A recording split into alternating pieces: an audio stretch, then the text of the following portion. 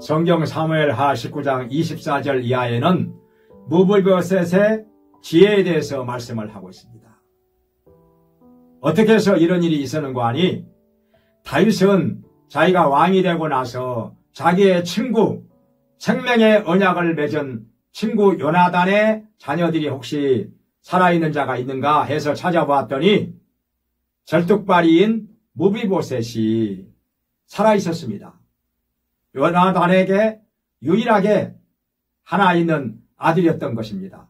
그를 데려다가 자기와 한 밥상에서 평생토록 식사를 하게 했었습니다. 엄청난 은택을 입혀 준 것입니다. 무비보셋은 얼마나 고마워하고 얼마나 감격해 했는지 모릅니다. 다윗은 이렇게 자기 친구 요나단과의 의리를 확실하게 그가 죽은 다음에도 지킨 것입니다. 정말 의리의 사람, 진실한 사람이었던 것입니다.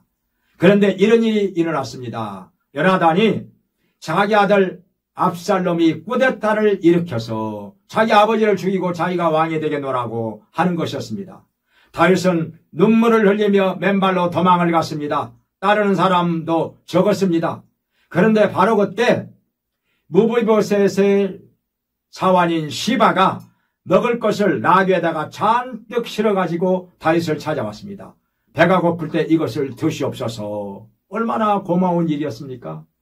그런데 너의 주인 무비보셋은 왜 오지 않았느냐 하니까 자기가 왕이 될 거라고 때를 기다리고 있다고 그렇게 말을 하더이다. 이렇게 말하는 것이었습니다. 다윗은 정말 실망이 컸습니다. 분노하였습니다. 배신감을 느꼈습니다.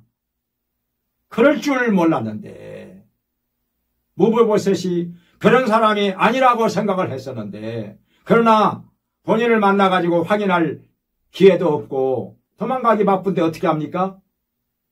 그래서 무비보셋의 재산이 다 너의 것이라 이렇게 말을 했던 것입니다.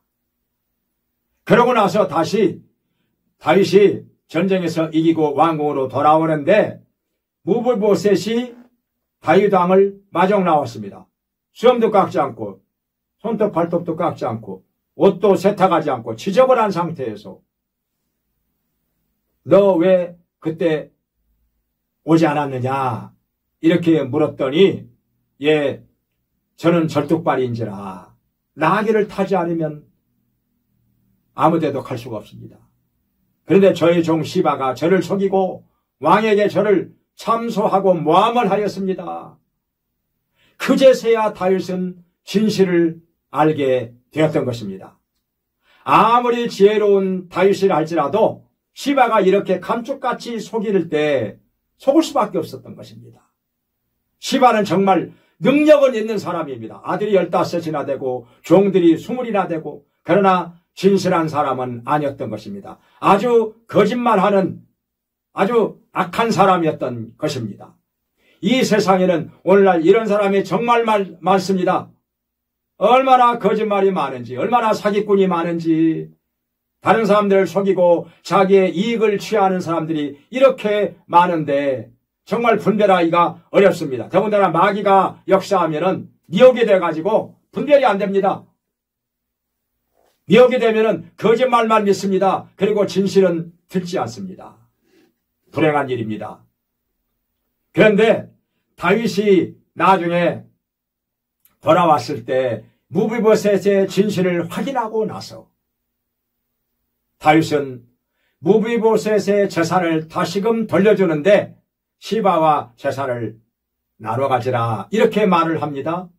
여러 가지 이유가 있었겠지만은 무비보셋은 섭섭한 마음도 있었을 것입니다. 그러나 이렇게 말합니다. 왕께서 평안히 궁으로 돌아오시게 되었으니 시바에게 전부 주시옵소서. 그는 왜 이렇게 말을 했는가 하니 재산보다 더 중요한 것이 다윗 왕과의 관계라고 하는 것입니다. 정말 지혜로운 사람입니다. 그리고 무비보셋은 이렇게 수염도 깎지 않고 옷도 세탁하지 않고 다윗 왕을 기다리고 있었는데 이렇게 행동으로 말미암아 자기의 진실을 입증한 것입니다. 말로만 가지고 누가 믿겠습니까? 행동으로 증거하지 않으면 다윗이라 할지라도 믿지 않았을 것입니다.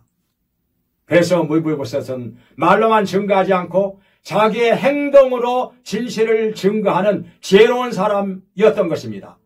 오늘날의 거짓이 난무하는 이 시대에 우리는 말로만이 아니라 우리의 진실한 행동으로 우리의 진실을 입증하는 지혜로운 사람으로 살아야 할 줄로 믿습니다.